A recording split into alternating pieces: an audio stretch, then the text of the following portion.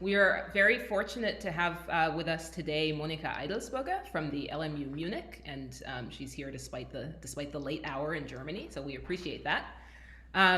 Monika received her PhD from the LMU Munich in 2015, and her thesis work included really pioneering experiments engineering artificial magnetic fields for neutral atoms and applying those to study topological physics. She went on to do a postdoc at the Collège de France, also in the field of ultracold quantum gases, and then returned to the LMU Munich in 2017, I believe, where she has been first a group leader and since 2019 a professor, continuing to do very exciting research in the field of driven quantum systems and topological physics. And she's received numerous awards for her work, including the prestigious ERC Starting Grant in 2018. So we're very happy to have her with us today, and she'll tell us about Floquet topological phases with ultracold atoms in periodically driven lattices. Okay, thank you very much, Monika, and thank you very much to all the organizers for, first of all, setting up this very nice virtual seminar series. And I'm very happy to be one of the speakers here.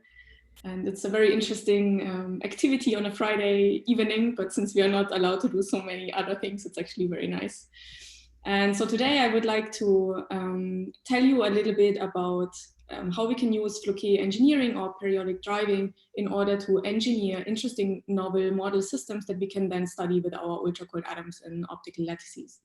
And as Monika already mentioned, the main motivation for us in developing these techniques was to find new methods and test new methods in order to study topological phases of matter. And here is like a small sub-selection of a few different topological phases of matter that have been now found and studied in solid state systems mainly.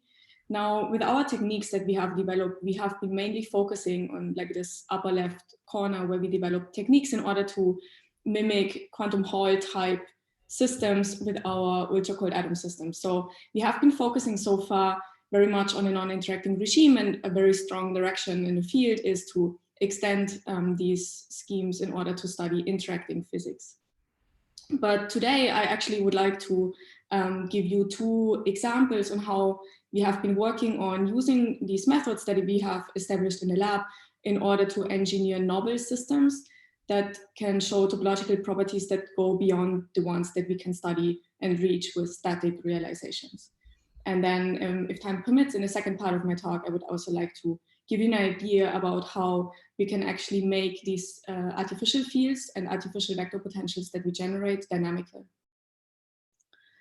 And so I'm sure most of you have seen this slide in one form or another. I just want to show it again because topology is a rather abstract concept, and at least for the systems I'm going to discuss, which are two-dimensional non-interacting systems without any additional symmetry, so they can be characterized by Chern numbers.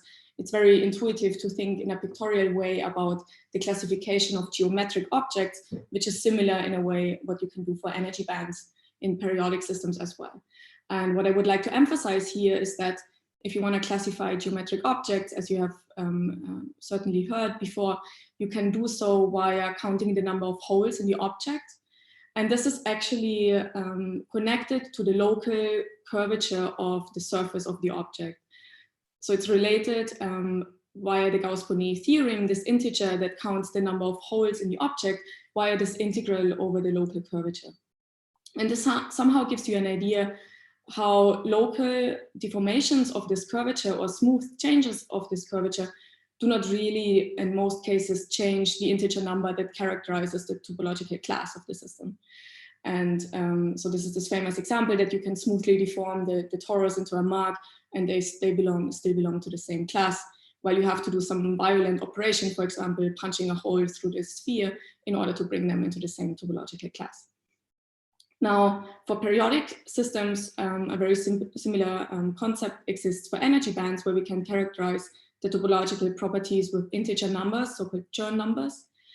And they are defined as the integral over a local curvature, which in this case is the Berry curvature. It's defined in quasi-momentum space. So for these two-dimensional systems, the space is spanned by Qx and Qy. And the integral over the Barrow curvature divided by 2 pi then gives you an integer that characterizes the geometric properties. And very similar to this picture of geometric objects, now if you deform your energy bands, if you change slightly the geometry of your eigenstates, then this will not directly or necessarily change the integer characterizing the topological properties of your energy bands. You have to do something more violent, similar to punching a hole through the sphere. In this case, it would be changing an energy gap in the spectrum of your system. And what we are interested in our experiment is to also characterize more precisely these topological gap closing points, which allow you to introduce a topological phase transition, meaning it can change the topological class of your system once you have changed the gap in the spectrum. And one of the most prominent examples is the integer quantum Hall effect, which is also what originally motivated us to implement these techniques in the lab to study quantum Hall type systems. So I want to briefly remind you about the physics behind the integer quantum Hall effect, because it nicely illustrates some of the concepts that will reappear later during my talk. And as you know, in classical quantum Hall systems, if you send a current through your Hall bar geometry and you measure the transverse resistivity, you find this nice linear behavior between the magnetic flux and the resistivity that you measure in your experiment. But if you do the same experiment with a two-dimensional electron gas that is cooled to very low temperatures and exposed to very large magnetic fields, then there are these plateaus emerging in a transverse Hall connectivity. And they are particularly interesting because they can be measured down to a very high precision and play now also an important role for the new definition of the SI units. And in particular, these plateaus are defined only by natural constants. They depend only on natural constants and an integer number. And this integer number can be interpreted in terms of topological properties. In particular, it's the sum over all the Chern numbers that characterize the bands that are occupied with electrons. So what you see here is the different plateaus arising in the transverse Hall resistivity are different topological phases. And what is also known for these static systems is that once I know all the Chern numbers of the bands that are occupied, I can also predict how many topologically protected net edge modes I have at the boundary between two distinct topological phases. So this is the well-known bulk edge correspondence. If I know the topological properties, the bulk topological properties of my energy bands, I can predict what's happening at the edge as well. Okay, so in our lab, as I mentioned, we're working with cold atoms in optical lattices, which we like very much because they allow us to nicely study the Bose and Fermi-Hubbard Hamiltonian, where the first term here is the kinetic energy proportional to this real hopping matrix element J, and the second term characterizes the interaction energy, where U is the Hubbard on-site interaction energy when two atoms sit on the same side. Now, the basic idea in order to generate Hamiltonians that have a non-trivial topological structure is to use periodic driving, or what is also known as Floquet engineering.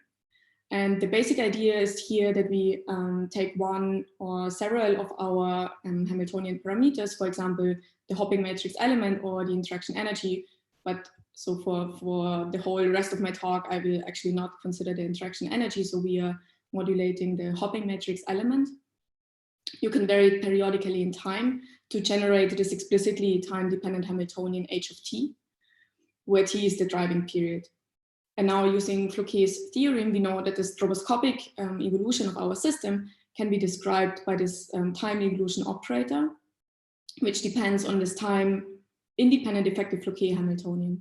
And so the idea is, if I look at the dynamics of my system after stroboscopic times, integer multiples of the driving period, then the dynamics will follow the evolution according to this effective time-independent Hamiltonian HF. And so the idea is to find a suitable driving protocol in order to engineer this effective time-independent Floquet Hamiltonian in a way that it shows the properties that you would like to engineer. And in our case, that would be the topological energy bands. And something to keep in mind is that within Floquet theory, now that we have generated this time periodic Hamiltonian, we are working with quasi-energies. So these energies are phases, and they are only defined up to integer multiples of the driving quantum h bar omega. So we have this in the extended Floquet zone scheme, this infinite series, multiple copies of your engineered band structure, where you see here that the separation between neighboring ones is exactly h bar omega. And this is also important for studying the stability of interacting systems, for example, because you can now have processes that take you out from your original band into higher bands, which then looks like heating in your reduced Floquet zone scheme. Okay, but it can be also used in order to understand how one can engineer topological systems that have no static analog in this non-equilibrium setting. And I just want to mention here the two main topological lattice models that have been engineered using this periodic driving schemes, in particular the Hofstadter model, where periodic modulation has been used to engineer this complex hopping matrix elements that you see here, which describe hopping along the x-axis in this small picture, while hopping along the y-axis is real. So this is a square lattice pierced by a uniform magnetic field. And it shows this very nice fractal single particle energy spectrum, where on the horizontal axis, you see the energy of the lowest type binding band, and on the vertical axis, you see the magnetic flux piercing one unit cell. And in particular, this model hosts a variety of different topological phases. These gaps are characterized by different topological invariants. The second model that I would like to mention, which we have also realized in our lab, is the Haldane model. It describes the dynamics of non-interacting particles in a honeycomb lattice that is characterized by the sublattice A and B, shown here as black and white dots. And in particular, we have real hopping between nearest neighbor sites and complex hopping between next nearest neighbor sites. This means that we have a staggered flux within the unit cell, but on average, there's no flux per unit cell, in contrast to the Hofstadter model. Nonetheless, it breaks time reversal symmetry, and it can host non-trivial topological phases. In particular, if we look at this famous Haldane phase diagram, where on one axis you have the phase of this complex next nearest neighbor hopping matrix element, on the vertical axis you have this delta AB, which is a sublattice energy offset between A and B sites. You can have this different topological phases where the lowest band has a Chern number of plus or minus one, sorry. And in the other regime, the system is topologically trivial, where the Chern number is equal to 0. And so in both of these models, the idea has been that we use periodic driving in our system in the high frequency regime, where we can apply the rotating wave approximation such that we are able to mimic a static system that shows topological properties. That's the idea behind all of these Floquet engineering techniques. And today I would like to talk about two works or two studies that we have done in order to go or try to go beyond these methods. The first one is going away from this high frequency limit and trying to engineer topological phases that have no static analog. And the second one about dynamically gauged fields, where actually the gauge field itself has its own internal degrees of freedom. And so I don't know if I should stop here for a second, because I guess the second part will be a bit longer, and just in case there are any questions already. So I think we don't have a lot of questions yet. It was a pretty clear introduction, so maybe we keep going and pause a little further along. Right. Okay, so then I continue with the first topic, which is the engineering of Floquet topological phases that do not have any static analog. And so this is what I've introduced before. The idea of this periodic driving schemes was to emulate the physics of static systems that have non-trivial topological band structures. And now in these periodically driven systems, however, since we have this quasi-energy spectrum that is periodic in h bar omega, we can now have states, edge modes, for example, that enter the spectrum in this reduced Floquet zone scheme from below and leave the spectrum from the top. So we have this non-trivial winding around the quasi-energy, which cannot exist in a static system because there's a true notion of a lowest energy band. So you cannot infinitely extend your spectrum. So this is something that can really only happen in periodically driven systems. In particular, since the Chern number of each band is defined as the number of edge states that leave the band and enter from below, you see that the number of edge state that is leaving the band is the same as the number that is entering from below. So the churn number has actually a value that is equal to 0, which we would have called topologically trivial in the previous example. So we find here topologically protected edge modes, although all the bands have 0 churn numbers. And in particular, what's interesting is that this edge transport is robust even if all the states in the bulk band are completely localized. And this is something that would be interesting also to explore in future experiments. And to give you a very simple example about how this non-trivial structure emerges, there is a very fine-tuned example, the stepwise modulated square lattice, which is depicted with this colored tunneling bonds here, shown in red, blue, green, and yellow. And the idea is that you have a modulation protocol where tunneling is turned on during a quarter of the driving period, only along the colored bonds. So if you start here with a wave packet on the black side, it will tunnel over to the white side in this fine-tuned situation completely, because it's proportional to the hopping matrix element. During the next quarter period, it will tunnel down, then it will tunnel to the left, and it will tunnel upwards. So after one modulation period, the evolution operator is equal to the identity, because the particle has returned to its original position, and the effective Floquet Hamiltonian is completely trivial. So in this example, we get 2 degenerate bands, which are flat and at 0 energy. And we may expect that in the system, the topological properties are completely trivial. But now if you track a wave packet in a finite system and look how it behaves at the boundary, then you will see that a wave packet prepared up here on the white side will continue tunneling to the left. It will not leak into the bulk, and the same happens for this wave packet down here that is prepared at the edge. So there are these non-trivial edge modes occurring in the system, and as you may see from this very simple example of the stepwise modulated square lattice, this originates from the micromotion, which is the non-stroboscopic evolution during one driving period. This is what gives rise to this non-trivial behavior at the edges. So if you reverse the direction of this modulation protocol, you would also reverse the direction of the edge modes. Okay, so in these examples, the topology cannot only be characterized by looking at the quasi-energy bands, as we have done before, and computing the churn numbers. Instead, the full time dependence and the micromotion of the system at non-stroboscopic times is important. And this has been realized in photonic systems. Here you see a picture of coupled waveguide arrays, where you can launch light into one of these waveguides, for example, and then whenever these waveguides come close together, then photons can tunnel from one waveguide to the other. And how they can see the robust edge transport is they can launch light into one of these waveguides at the boundary of the sample and introduce defects to see that the mode still propagates around the defects around the edge of the sample and will not leak into the bulk. And they can also study, of course, what happens in the bulk, where they see that if they probe the system after stroboscopic times, the photons remain in the waveguide where you originally launched the light. And we would like to realize the system with Cold atoms, actually study the bulk geometric properties and also the presence of edge modes in the system, and then include interactions and study many-body phases in these anomalous Floquet systems, and in principle also study the interplay with disorder, which would be very interesting to see. Okay, so now that we know that characterizing the topological properties with churn numbers is not enough, the question is what we can do instead. And one possibility to characterize the topological properties of this driven system is by introducing winding numbers. And these winding numbers, they count the number of edge modes in a particular gap.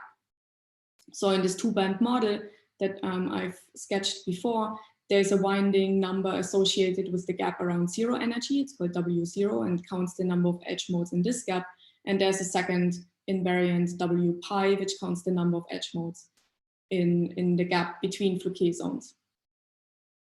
And now, of course, they are related. So the churn number of the individual bands in between is given by the difference between the winding numbers. But the winding numbers for an n-band system, they're really n-independent winding numbers, while if you look at the churn numbers, there are only n-1 independent variables, because in addition to that, the sum of the churn numbers has to be equal to 0. So you have actually only n-1 independent variables. So you can either choose to characterize your system by the complete set of winding numbers or by the complete set of Chern numbers plus one additional winding number. Okay, so our experimental setup looks as follows. We're working with bosonic potassium atoms in honeycomb optical lattices. And our protocol follows quite closely the original proposal by Kitagawa et al., where they have proposed a stepwise modulated honeycomb lattice, similar to the stepwise modulated square lattice. And the way we generated the honeycomb lattice is by interfering 3 laser beams, as depicted here. And we can individually control the intensity and frequency of all of these 3 beams. If the intensity between all of these 3 beams is balanced, then we get a symmetric honeycomb lattice. But if we modify the intensity of one of them, we can introduce an imbalance and increase the hopping, for instance, along these red bonds. And so then what we do is we increase the hopping along these individual bonds and then rotate it in time. And in contrast to this stepwise protocol, we implement a smooth modulation in time of this cosine shape. But the topological phase diagram qualitatively looks the same. Okay, and here's the phase diagram that we have been studying as a function of the modulation frequency and the modulation amplitude. For very large modulation frequencies, we fulfill the high frequency regime, which maps onto the Haldane model. So in this case, since it can be mapped onto a static system, we know that the winding number in the gap between Floquet zones has to be trivial. So this is equal to 0. And the winding number for the Haldane model, we know has to be equal to 1.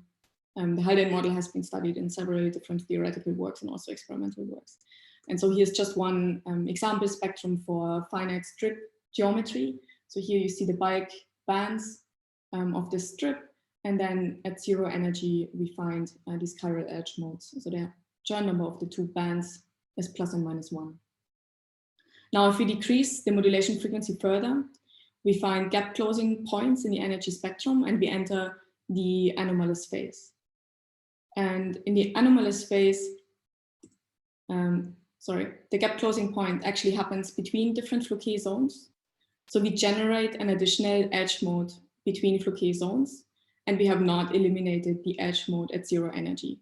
So this is one example of, again, a finite strip geometry, which we diagonalized. So you find the bulk energy bands and edge modes at 0 energy and between Floquet zones. And if you compute the Chern number of these bands, you find that they are equal to 0 in this case. If we decrease the modulation frequency even further, there's another gap closing point, which in this case, again, happens around 0 energy. So we actually find, again, a topologically non-trivial system with Chern numbers plus and minus 1. But the edge mode lives in between Floquet zones. So strictly speaking, applying the rotating wave approximation would not work because we cannot get rid of these edge modes that live in between 2 Floquet zones.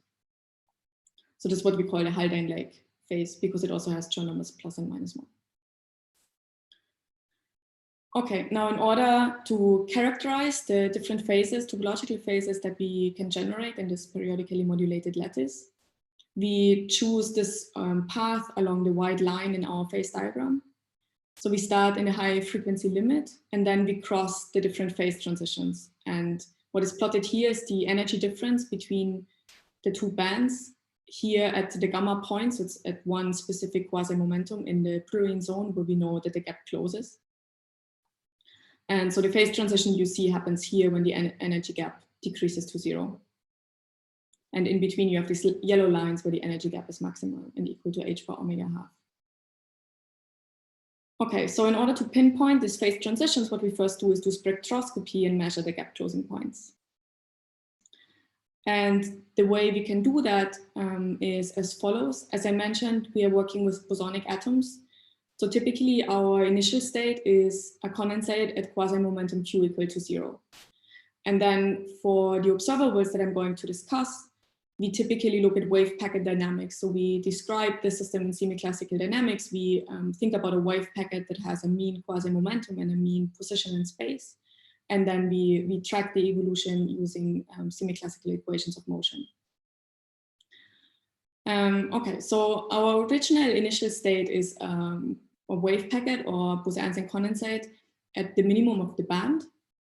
And then what we do is we apply a force to this wave packet to change the quasi-momentum linearly in time.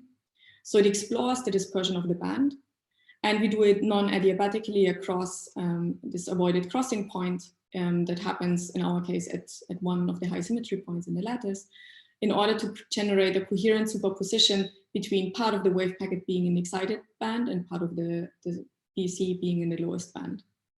And then we continue applying the force until we reach the point where we are interested in measuring the energy difference between the two bands, which in this case is called capital Q. There we wait for a variable amount of time, and then we reverse the sequence to close the interferometer sequence. So after this whole time, we reverse the direction of the force. We mix the states again at this avoided crossing, and then we measure how many atoms we have in the lowest band as a function of time, of this whole time in between. So what we find is this oscillatory dynamics, whose frequency is then given by the energy difference between the two bands at the point where we were introducing the whole time. And so by just fitting the frequency of this oscillation, we can extract the energy difference basically at any point in the band structure by moving the wave packet to the point we are interested in. And so we did that along the white line that I've shown in the phase diagram. So we start over here in the high frequency limit. We track and measure the energy difference between the two bands at the gamma point. So this is the Q equals 0 quasi-momentum point. So we see that it increases, then there's this cusp, and it decreases again until we reach this gap closing point, where we transition into what we believe is the anomalous phase. And then the energy gap increases again and decreases again until we hit the second gap closing point, where we transition into the third topological phase, which is again this Haldane-like topological phase. Okay, now I've told you that due to the periodic driving, what we are actually generating is this infinite series of copies. So we have this infinite copies of our band structure. So you may ask the question, what energy gap we are actually measuring, because we start with our condensate somewhere down here, then we move it across this avoided crossing point. We generate a coherent superposition between these two bands, but then you can measure the frequency associated with this gap, or you could measure the frequency associated with that gap. But now, since we are probing our systems stroboscopically at multiples of the driving period, which is 2 pi over the driving frequency, the maximum frequency that we can measure is omega half. Okay, so it's half of the driving frequency. And we also know that the sum of these two gaps is always an integer multiple of h bar omega. And so this tells us that we are always measuring the smallest one of the two gaps. So in the high frequency limit, what we are measuring, since in the high frequency limit, this one increases linearly with h bar omega, so the gap between Floquet zones will get larger and larger, we will always measure the energy gap around 0 energy. And so when we scan across our phase diagram and decrease the modulation frequency further and further, we will find that at some point, these two energy gaps will become equal and will be equal exactly to h bar omega half. And after this point where those two energy gaps have become equal, we will start, if we decrease the modulation frequency further, we will start to measure the gap between Floquet zones. So this actually allows us to pinpoint where the gap closing point actually happens, if it happens around 0 energy or if it happens between different Floquet zones. And this is the same plot that I've shown to you before. The energy gap measurement as a function of our modulation parameters that allow us, that we have chosen to scan across this phase diagram.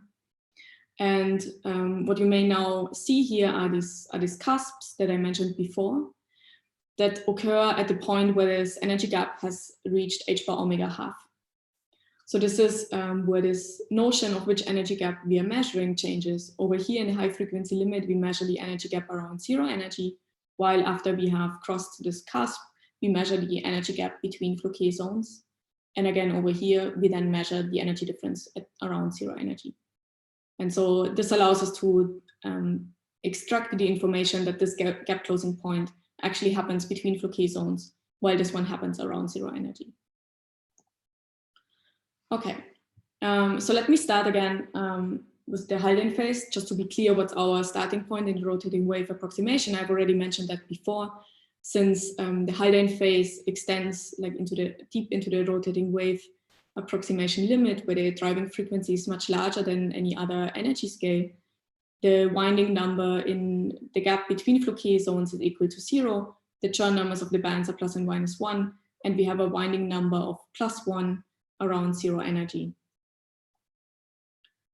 And now the question is, how can we actually characterize or measure the geometric properties of the bulk bands across these phase transition points in order to extract a value for the winding numbers in the other phases? Okay, so this is our starting point, and then from there we would like to track how the topology of the bands change. And we do that by measuring the local barrier curvature, and I just want to briefly explain how that works. Again, here is shown this white line across the phase diagram that we have probed before with our energy gap measurements. And now we can define this abstract three-dimensional parameter space that is spanned by Qx and Qy, and the lambda parameter that characterizes this white line. And at a certain critical lambda, we will see in the spectrum this gap closing point around lambda critical. If you go epsilon away from that, the spectrum will be fully gapped. And there's a topological charge associated with this monopole in this three-dimensional abstract space, which we can measure. And this topological charge for these types of band structures can either be plus or minus 1. So the only thing that we actually have to determine is the sign of this topological charge in order to understand what is happening. One can show that this topological charge of the gap closing point defines how the Chern number of the band changes, and it also defines how the winding number in a specific gap changes. So this is what's supposed to be written here. We have a winding number in a particular gap just before the phase transition point and just after the phase transition point, and they are related by the topological charge of the gap closing point. So what we would like to do is first identify where the gap closing point happens, which we have already done, and measure the sign of the topological charge here. And now one thing that you could think of doing by living in this abstract three-dimensional space is measuring the topological charge by somehow measuring the Berry flux through this sphere or through a cube if you want. So what you could do in this case is measure like the Berry flux through each one of these phases of this cube, and then reconstruct the topological charge that was inside this cube. But since we cannot do that technically due to this abstract parameter lambda, which does not allow us to probe any semi-classical dynamics in this regime, we take the limit of letting the height of this cube go to 0. So letting the height of this cube in this lambda space go to 0, and only measure the Berry flux through the upper phase and the lower phase in this Qx, Qy space. And you can show that across the phase transition, the Berry flux associated with each one of these phases is equal to pi. And it changes sign before and after the phase transition, in this case, from plus pi to minus pi. So what you see here is the Berry curvature of the lowest band. Here are the Dirac points at k and k prime, which have positive Berry curvature. The gamma point is in the center at Qx, Qy equal to 0. And just before the phase transition, it develops a pi Berry flux, which is positive, and just after the phase transition, it has flipped sign. And this is what we would like to measure in order to determine the sign of the topological charge. If the sign of the topological charge changes, then it would first be negative and then flip to positive across the phase transition. And this we can do with semi-classical dynamics. So again, now we work with wave packets that have a certain mean quasi-momentum in the dispersion relation. And we apply a force to the wave packet so that we can change the quasi-momentum linearly in time and explore the geometric properties of the band. But now, this time, in contrast to the previous scheme, we try to be adiabatic. So we only want to probe the geometric structure of the lowest energy band. So we consider only a single band here.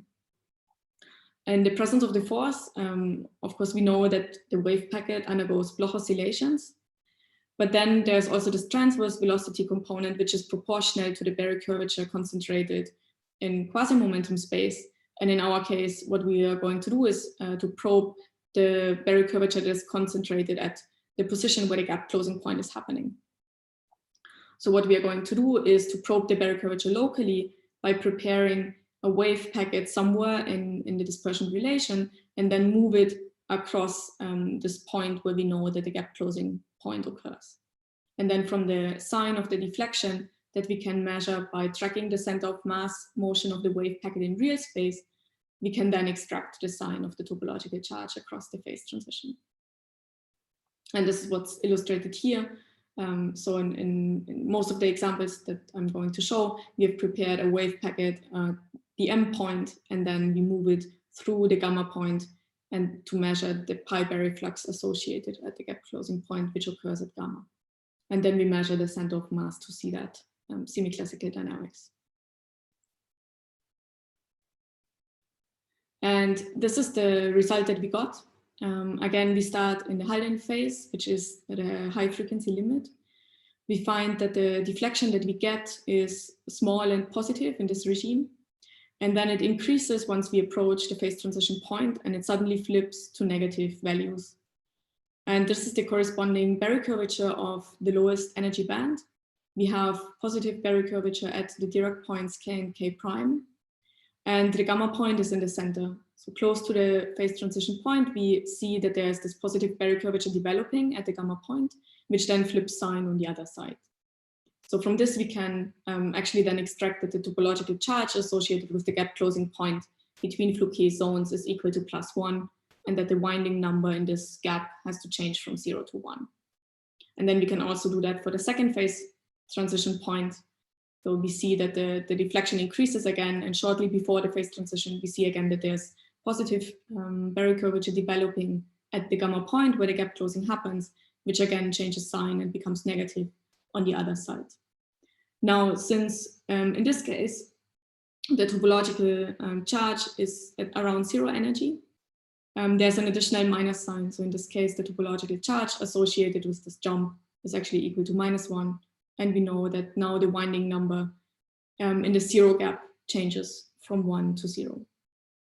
Okay, so this allows us to completely characterize the topological properties of the Haldane anomalous and this third Haldane-like phase using this geometric measurements of the bulk bands. So this is something I'd like to emphasize. It's not that we are measuring any edge states or something like that. The bulk edge correspondence is modified in this periodically driven system, but still there exists a bulk edge correspondence. So you can characterize the properties of the system by just measuring the geometric properties of the bulk. Okay, and with this, I would like to conclude this part, and in particular, thank Karen and Christoph for doing all the measurements, and also our theory collaborators, Nu and Andre, and Nathan and Marco. And some of the things that we are now working on is, for instance, looking at the dynamics of these edge states by preparing wave packets in a flat bottom track potential. And where there are very interesting many-body phases that have been predicted in the anomalous regime, which shows this degenerate ring of minima appearing in the lowest energy band. And as I mentioned, at some point, the interplay with this order would be very interesting because it has been predicted that it's very different compared to quantum Hall type systems or Haldane type systems, where we have always extended states in a spectrum, while in the anomalous Floquet phase, the complete bulk band can be fully localized. Okay, I guess that would be a good point to stop. Yes, and so we've gathered a few questions for you. So the first one is from Bill Phillips.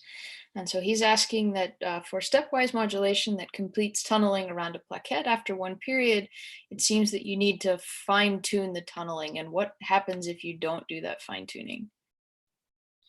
So that's just one example that is particularly easy to explain, actually, also for the implementations of the stepwise modulated square lattice that have been done with photonic waveguides.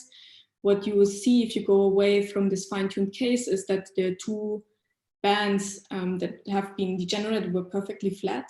They become dispersive. but they still have zero Chern numbers. So the only thing that one actually needs is to go away from the high frequency limit, and the intuitive picture for that is that you have your Floquet spectra and you want to move them into each other in order to have gap closings between the Floquet zones. That's actually all, I think really all you need in order to get this non-trivial phase. Okay, great, thanks. So the next question is from Mehdi Hassan, and he asks, when you cross a phase transition, do the directions of the edge state for each spinner remain the same? Sorry, can you repeat that? So when you cross a phase transition, do the directions of the edge states for each spinner remain the same?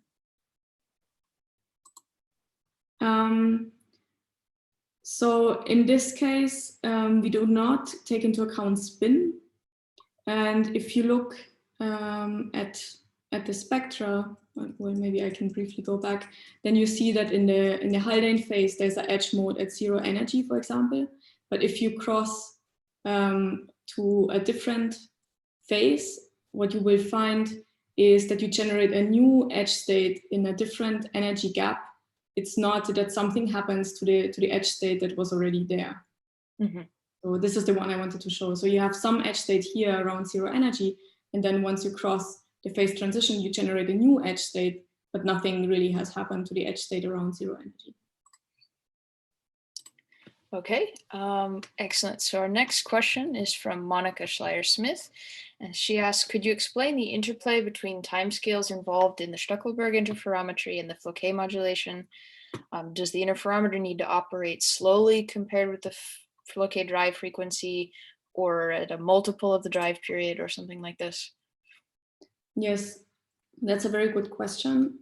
So since we want to probe the band structure of the periodically driven system, we have to make sure, of course, that the separation of timescales makes sense. So we have to be fast compared to the gap. But then, okay, let me think again about how we did that. But yeah, so the modulation frequency, of course, has to be faster because you want to measure the the effective quasi-energy bands. So the force that you apply has to be smaller compared to the modulation frequency, but it needs to be large compared to the gap. But it does not have to be multiples of any modulation frequency or something. This is only for the whole time. So the whole time is a multiple of the driving period. Okay, so then I think maybe we'll take one more question before allowing you to move on. So our last one is from Wenchao Xu, and she's wondering to what extent quantum statistics, whether it's bosons or fermions, matters for the Floquet topology. For the single particle Hamiltonian that we are studying now, it does not matter. And like if you want to implement that with fermions, it works equally well. Now the observables that we have used, of course, depend on the fact that we can put a large number of atoms into the same quantum state, into the minimum of the band. But if you work with fermions, and for example, you have an extended Fermi sea that is occupying multiple momenta at the same time, there are other state tomography techniques that you could apply in order to measure the geometric properties of the bands. So I would say the observables you would like to choose in order to characterize your system would be different, but it works equally well for bosons and fermions. Okay, great, thank you. So then I think we can let you get to the next part of your talk. Okay, so now I have a couple of minutes, right? So we've stopped you for quite a few questions, so I think we, maybe 10 more minutes, and then we stop for last few questions. If we run a little bit past 4, we just don't want to get to 4:30. Okay, sorry, this one is a bit heavy. I think it just done. Okay. Okay, so the second, also a shorter part of my talk would be about giving you an idea about how we can use this periodic modulation techniques in order to make the fields, the gauge fields and phases that we have engineered dynamical. And the goal for doing that, or the reason why we want to do that, is that so far our Hamiltonian, or the description of the phenomena that we are interested in, is incomplete, because there's no back action of the motion of the particles whatsoever on the fields that we have engineered synthetically. And if we would be able to do that, of course, we could generalize it and simulate more lattice gauge theories that are more general in describing other phenomena like quantum electrodynamics, or if you want, you can also dream about quantum chromodynamics, which would be like much more hard to do. But we have taken like a small step towards this direction. And the general idea is to have a lattice structure where you have different types of sites. You have in this small schematic vertices of the lattice where the matter field or the particles live. And then you have lattice sites, or in this case, links in between, which implement your gauge field degrees of freedom. That's like the basic structure of a lattice gauge theory. So you have to somehow combine both. You need the matter and gauge field degrees of freedom, and then ideally some coupling between the two to make it more interesting. And the first step towards this goal is to make the gauge fields that have been engineered with cold atoms density dependent on your local density of atoms on a lattice site, for example. But in order to engineer complete gauge theories, you need an additional ingredient which allows you to implement something like a Gauss law. So if you think about charges and currents, what you would like to do is that if a charge moves from one side to the other, it should change the electric field that was in between these two sides. And these local gauge constraints are also what are known as local Gauss laws that one needs to implement in order to have a lattice gauge theory that fulfills the correct symmetries of your model. And there have been now a number of experiments working on that. The first one on ions, there's 4 trapped ions implementing the Schwinger model. And now there have been a couple of atomic experiments as well, working on implementing building blocks of U1 gauge theories, or in extended systems with bosonic atoms, trying to show that they can fulfill and implement these local gauge constraints. Now, what we have been trying to do is to use our periodic modulation techniques in order to implement a C2 lattice gauge theory. And I've written down here the model for an extended one-dimensional system, where you see that we have 2 types of operators. We have these A-dagger-A operators, which describe the motion of particles in the lattice. So this would be a normal hopping term. But now on top of that, we have these link operators, tau z and tau x, which describe the gauge field dynamics. And the basic ingredients of this model are the C2 charge, which is related to the occupation of the particles. So this superscript A should indicate that it's related to the A-dagger-A operators. So that's the number operator. And the C2 gauge field is implemented as this tau z operator. And I will explain on the following slide what that actually means. It's important to know that it lives in between 2 lattice sites. And the meta gauge coupling is proportional to JA. Now this additional term back there, which is proportional to tau x, describes the energy of a C2 electric field term. Now, as I mentioned, fulfilling the local symmetry is an important point. So we should first discuss what the symmetry operators actually are. And in this model, they are defined as G operators that live on a particular site J. And they are given by the product of the charge that is defined on a particular site and the electric field terms that originate from this site J that you're looking at. So these operators, these local operators, commute with the Hamiltonian. They are conserved, give rise to conserved quantities, and the eigenvalues of these operators are G equal to plus or minus 1. And one way to interpret this, but I will not go into the details of that, is that G1 equals to minus 1 is interpreted as a static local background charge, which can actually not move in the lattice. So you can have like movable charges and not movable charges. And the Gauss law can be formulated in the following way. Now, since we have these conserved quantities, the Hilbert space separates into symmetry sectors, and they are characterized by conserved quantities Gj. So if you want to work in one of these subspaces, which are called physical subspaces, then you have to prepare a particular physical initial state that is conserved, characterized by these conserved quantities Gj, and they should then be conserved at all times because they are eigenvalues of this local symmetry operator. And they in a more intuitive way, basically tells you how many static local background charges there are in your physical system, for example, and how many movable charges and what's the state of the electric field. And this Gauss law and the symmetry requirements also tell you what are the basic dynamics in this one-dimensional system.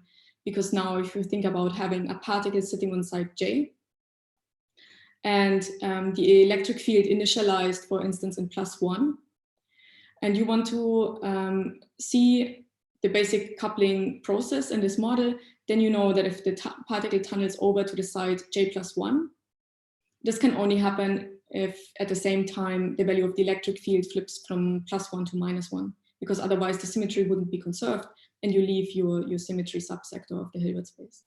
And this coupling process happens with strength JA. So you always have this combined motion or this coupled degrees of freedom where when the particle hops to a neighboring side, it has to change the state of the electric field as well. Okay, so we can do a very simple numerical experiment in order to understand what happens in such a one-dimensional system. And the one we have chosen is that you start with a localized particle on side j equals to 0, and the electric field is initialized now in each link in the state +1. And so if you choose the energy of the electric field to be very small, what you will find is that this particle simply tunnels as it would normally do in an optical lattice. It just spreads out. And this is the regime of JF going to 0, where this electric field energy doesn't play a large role. But now if you increase this energy scale, what you can imagine happening is that now the particle cannot freely tunnel anymore, because when it hops over to the neighboring side, it needs to flip the electric field, which now costs energy JF. And so what happens is that this particle now remains bound to its original site. And then this interpretation of static local background charges, which would be here determined by this -1 value of the Gj eigenvalues, it means that this dynamical charge that can move around remains bound to the static local background charge that you have initialized in this 1D chain. And what we have been trying to do is to see the similar physics in a small realization of only a double well. And just very briefly, how the scheme works. We work with rubidium atoms in 2 different internal states, 2 Zeeman levels, 1 -1 and 1 +1. And there are 2 per double well, and they interact with Hubbard interaction energy U if they are on the same site. But they see the same lattice potential. So the kinetic energy term is the same for both particles, and they have this interaction energy term U. And now we associate one of them with a matter field and one of them with the gauge field. But in order to be able to do that, we need to break the symmetry between the 2. And so we apply an additional energy offset that only one of the 2 species sees. So, and it's set equal to the interaction energy, which will become clear in a second. So the matter field particle sees a symmetric double well, while for the gauge field particle, it would be tilted. And then we apply an additional periodic modulation by changing the potential energy of one of the 2 sides in the optical lattice. And this modulation is seen equally by both of the 2 species. It has a certain amplitude and a certain frequency. And in particular, we work on resonance. That is, we set this modulation frequency equal to the Hubbard interaction energy U. And we set the driving frequency much larger compared to the hopping energy scale. And there's also a phase of the periodic modulation. It's not so important. It can be either 0 or pi for this particular model. And now I just briefly try to explain how the idea of the implementation works by first looking at effective tunneling of the A particle or this matter particle. As I mentioned, it sees a symmetric double well potential, but now depending on where the other particle sits, it can be either on the right side or on the left side. If the blue particle wants to tunnel, it has to overcome an energy offset, which is either plus U or minus U. And since we have this periodic modulation at this resonant frequency, it's equivalent to 1 photon process, which is, one can show, proportional to the first order Bessel function. And in particular, this first order Bessel function has the property that if you change the sign of the energy offset, you also get an additional pi phase shift. So you get an additional minus sign in the tunneling. And this is what allows you to introduce this link variable, which is defined as the imbalance of the second species, because depending on where this other particle sits, you either have positive or negative hopping matrix element. So this allows you to express this effective Floquet Hamiltonian in this form, where you have just hopping of the particle and the other one just flips the sign of the hopping matrix elements. And this JA is then just given by the renormalized hopping in the effective Floquet Hamiltonian. And similarly, for the second species, now we do not want it to see any gauge field. It should just implement some hopping process. And in this case, again, in a similar manner, you can explain the effective hopping by just assuming where the other particle sits. For instance, if it's on the other side. Now, since the tilt is chosen exactly equal to the Hubbard interaction energy U, for this configuration, this gauge field particle can resonantly tunnel over to the other side. It doesn't need any photon-assisted tunneling. So it's just renormalized by the modulation, which is then proportional to the zero order Bessel function. So it's just a renormalization, but there's no phase or anything associated with it. Now, if they sit initially on the same side, in this case, we have an energy offset of two times U. And again, in this case, it's renormalized according to the second Bessel function, but there's no phase associated with it. And that's the reason for choosing this phase equal to 0 or pi, because we always get e to the I 2 phi. And so in this case, it's either 0 or 2 pi and doesn't play any role. And so if we write down the effective hopping, it's actually operator valued. It weakly depends on the density of the other particle, which is not a problem per se for the model because it's still Z2 symmetric, but for simplicity, we decided to work at a modulation amplitude where J0 and J2 have a crossing point and they are exactly equal. So then this dependence on the density of the second species actually drops, and we just get a normal tunneling process, which we can then express as this tau x operator because it's just F dagger F. And well, that's all about the scheme. And I just want to show you one measurement that we have done. So for preparing, as I mentioned, a particular state in a specific symmetry subsector, we have to choose an initial state that is an eigenstate of this local symmetry operator. And in this case, what we have chosen is a localized matter particle, which is an eigenstate of the density operator, Na, and a delocalized gauge field particle, which is then, in this case, it's a symmetric superposition between the two sides. So it's in an eigenstate of tau x. And the eigenvalues for this state are G1 minus 1 and G2 plus 1. And so we can track the evolution of this initial state. And what we expect to happen is that this A particle tunnels over to the neighboring site and it has to flip like the phase for the second species. And so this is just a pictorial way of illustrating that the A particle can tunnel between the two sides, which are now like the down part and the up part as a function of time. And if you plot the expectation value of the tau x operator, you would find that it oscillates with the same frequency between the two values. Now, this would then, the amplitude and frequency of this oscillation then depends on this ratio of these two parameters that we have in the model, similar to the 1D chain, where depending on the value of JF, the particle can either freely tunnel or not. So this would reduce the amplitude. Now, unfortunately, we don't have direct, easy access to tau x. What we measure are site occupations. So we measure the expectation value of tau z and Na, so the occupation of the matter particle site, so the C2 charge and the C2 gauge field. And in this case, for a particular parameter, JF over JA, which is in an intermediate regime. And this is what we find. So we have the oscillation of the charge. And what you see here, the data points is what we measured. The dots is what we measured. The gray line is what you would ideally expect if you just diagonalize the Hamiltonian and compute the time evolution.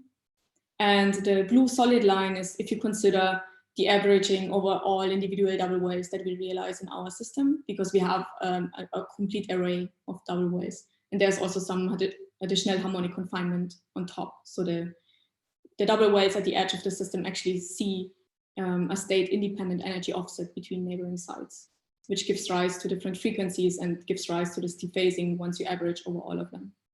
And the shading is just taking into account experimental uncertainties in calibrating all the parameters that occur in the model. And now the signature for having the symmetry requirements implemented correctly would be that the expectation value of tau z is completely flat. So this is shown by this gray line if you diagonalize the complete Hamiltonian. Now we see that it's definitely suppressed. If you would just modulate two particles in a double well and don't implement any symmetry constraints, you would just expect that there's a similar oscillation amplitude also for the second particle. We see it's suppressed, but its residual dynamics is mainly given by this state-independent energy offset at the edges of our system, since we average over many double well realizations. Also, for this F particle, the initial state is much more difficult to prepare because it's this coherent superposition between two sites. So this makes it a little bit more challenging. But we see that it's nicely suppressed, which is a signature of the correct implementation of the model. And with this, at the end, we carefully also calibrated like gauge symmetry breaking terms that we could have in our system. And I already mentioned harmonic confinement is like one of them. But there's also an extended Bose-Hubbard model. We always have density-assisted tunneling terms, and they also break the gauge symmetry. But we have found very nice parameter points in this Floquet scheme, where we see that the gauge symmetry is preserved over very, very long times. So all of these terms can be actually managed in a reasonable way. Okay, and with this again, I would like to thank in particular Christian and Moritz, who have taken all the data on this, and also our theory collaborators. We have a couple of projects going on how to implement this in extended systems, and also how to develop other schemes for implementing U1 lattice gauge theories with fermions. And with this, I'm happy to take any questions about this part. I will clap since I have a microphone for everyone. Wonderful talk, Monika. So we've got a few questions built up. So one of them is from Bill Phillips. And so he's asking, so the infinite set of bands in the Floquet picture is like the infinite ladder in the dressed atom picture. And in the ladder, the spacing is the photon frequency, and here it's the drive frequency. Is there a difference or a deep connection between these two things?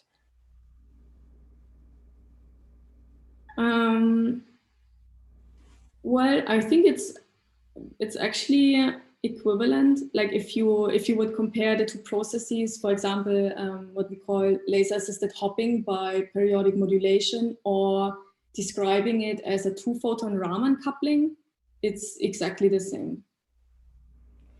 Okay, great. So the next question is from Mehdi Hassan. So in addition to the Z2 gauge, have you considered other richer gauge fields for the matter field, like U1 or SUN? Right, so we actually have considered that quite a bit. Now, we have not come up with an easy implementation using periodic driving, but you get U1 symmetry relatively easily in cold atoms. Like if you implement, for example, spin exchange coupling terms, or just correlated hopping terms, you can interpret them as U1 like building blocks, so to speak. The challenge actually starts when you want to couple several of these, because typically the structure of the lattice is then more like a triple well unit cell instead of some double well structure. And so we are thinking about using correlated hopping processes to implement U1 lattice gauge theories. And in principle, if you want to work with ytterbium or strontium, you could then like dream about using the SUN symmetric interactions in order to make more complicated gauge theories out of that. But that's a little bit further away, I would say. But U1 lattice gauge theories are not too far away, and the experiment by Shanwei Pan and the superlattice with bosons, they have already demonstrated that it can be done. Okay, great, thank you. Next, we have another question from Bill Phillips. So is there any connection between the bulk edge correspondence in these topological systems and the more general idea of, holographic duality and ADS-CFT? Okay, so that's a very difficult question, which unfortunately I don't have any good answer to. Yeah, I think that might actually be an open math question, but let's see. So then we have another question from Guanshan Pang. So I'm wondering, when you perform the interferometric measurements, what limits the observed contrast?